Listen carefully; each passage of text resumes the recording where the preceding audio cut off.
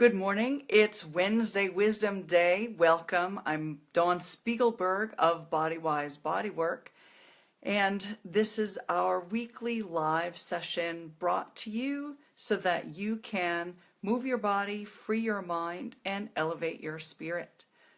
I'm back from a trip to California, and oh man, was it a little crazy.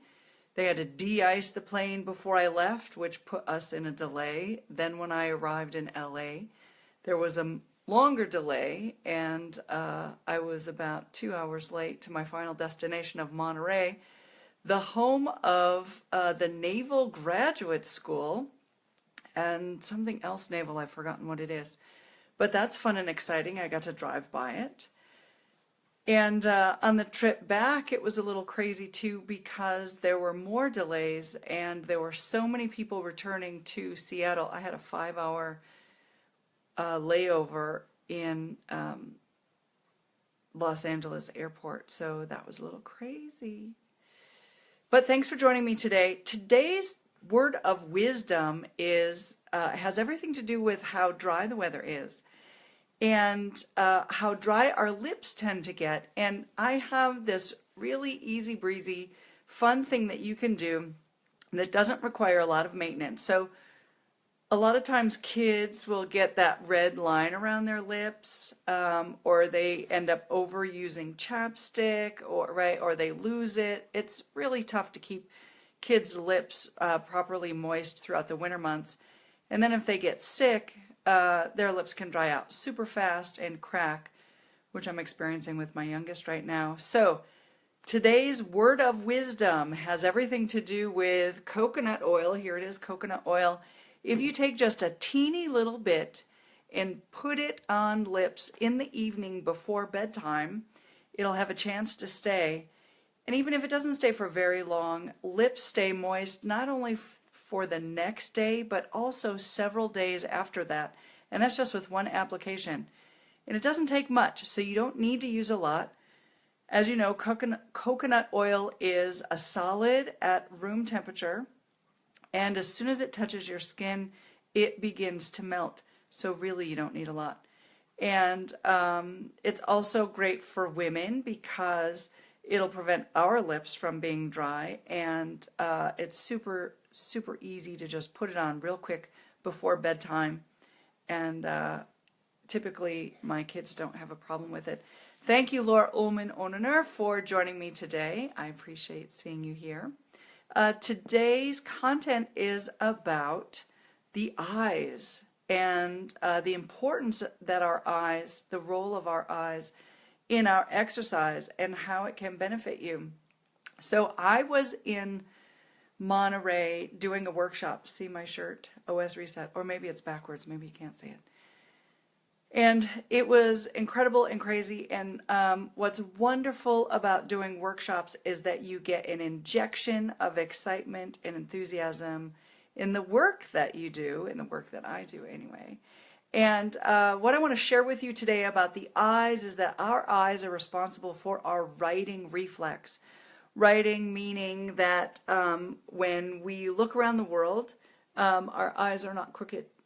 They maintain their state of horizon, no matter what's happening with the rest of our body. So if I do something like throw out my back or injure my hip and my body ends up crooked like this, my eyes will shift in my neck and my head in order to maintain this horizon. So my body can be crooked for a long time, but my eyes stay in the same orientation. You can imagine if I'm like this side of the muscles will be shorter, the neck bones will be more compressed. This side is longer. The muscles will be more stretched out. They may still be as tight as this side, but tight for a different reason. Tight because they're overstretched, and these tight because they're short and contracted. That's uncomfortable. That feels better. So the writing reflex is pretty phenomenal. We develop it as children, so it's just something that we do naturally. And what's also interesting about our eyes is that 20% of the neurons are dedicated to the vestibular system. Most people, when they think of the vestibular system, they either, one, don't know about it, or two, only think of the inner ear. The vestibular system is pretty complex. The organs of that system do originate inside the ear, and they're responsible for keeping us upright and balancing us. But they communicate directly with the vestibular nuclei, which is a part of the brain that accepts information from the entire body. So the muscles, the tendons, the bones, the fascia, all communicate directly with the vestibular nuclei, and so do the eyes. And what's amazing about this information is that it teaches us where we are in space and how to balance. It's responsible for a lot of our tone, and it's responsible for the movements that we make. So every time we pick up a glass, we're not squeezing it so hard that we break it, or we're not moving it to our lips and then spilling it on our lap. So this is pretty phenomenal stuff. One thing I'd like to share with you today is that the neck, the bones of the neck, the muscles of the neck, and the other proprioceptive nerve endings that we have there have a direct link to our vestibular nuclei. What makes that amazing is that there is no interpretation between what happens in our neck and what's interpreted by the vestibular nuclei in our brain. So moving our neck, or whiplash, or compressive problems with the neck that result in tension patterns, that result in asymmetrical positions, directly affect the ability of ourselves to maintain our balance and good posture.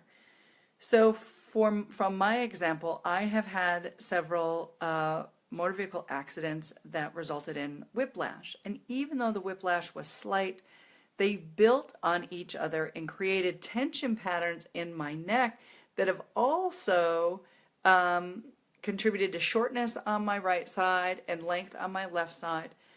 And it directly affects my jaw and the ability of my jaw to move. Isn't that interesting that the neck contributes to changes at the jaw? So I'd like to share with you today just a simple exercise that will help change your neck movement and begin to reset the original settings that were created when we were infants.